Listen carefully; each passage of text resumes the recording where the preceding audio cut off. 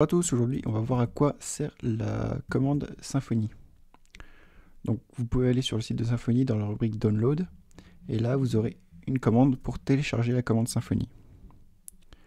Donc ensuite quand vous l'aurez vous pourrez faire des Symfony new avec le nom de votre projet pour créer un projet par exemple. Donc c'est une commande qui va rattraper pas mal de commandes de Symfony. Donc par exemple, si vous voulez créer un projet, vous faites Symfony new tatata. Si vous voulez une version précise, vous pouvez rajouter version égale 3.4 par exemple si vous voulez 3.4. Une fois que vous êtes dans votre projet, vous pouvez faire un Symfony serveur de .start. Vous le voir en sudo. Et comme ça, il vous fait un petit serveur virtuel et votre site sera accessible à cette adresse. Donc là, il m'a lancé un PHP 7.3 et ce qui est bien avec la commande Symfony, c'est qu'on peut créer un fichier, donc vim.php-version. Dans ce fichier, vous mettez la version PHP que vous voulez.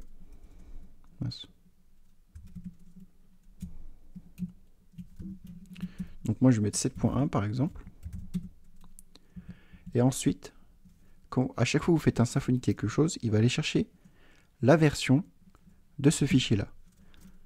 Donc là, par exemple, je refais un serveur start et là, il m'a lancé le projet avec un PHP 7.1. Donc c'est pratique parce que si vous avez beaucoup de projets, vous n'avez pas besoin de vous embêter avec les différentes versions PHP, différentes commandes à faire.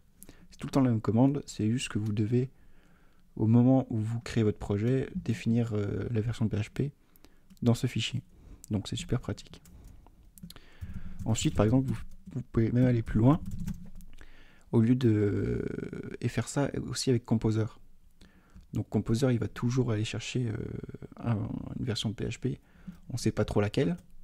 Alors que là, si quand vous faites un Composer update,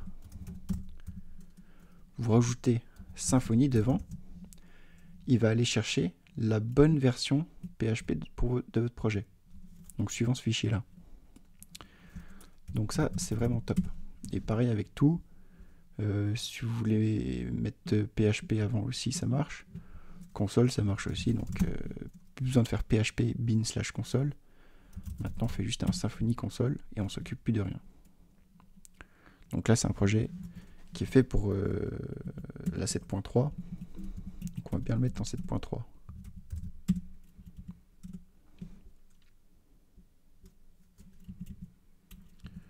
Donc voilà, après cette commande Symfony, ça c'est pour vraiment quand vous êtes en local. Sinon, elle est plus utilisée pour ces commandes-là. Donc c'est des commandes qui sont faites pour faire un Symfony Cloud. Donc c'est-à-dire mettre votre projet en ligne avec le service Symfony Cloud.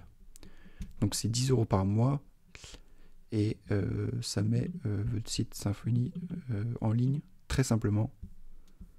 Plus simplement que si vous prenez votre propre serveur SSH et tout. Là, ça vous fait directement votre serveur fait pour votre application. Donc voilà, si vous avez un peu d'argent, c'est cool. Mais après, 10 € pour un petit site, ça fait quand même un petit peu cher. Donc la formation Symfony, elle est encore en promo quelques jours en description. Et sinon, si vous ne la voulez pas, tant pis, abonnez-vous quand même, ça peut être cool pour vous. Et à la prochaine.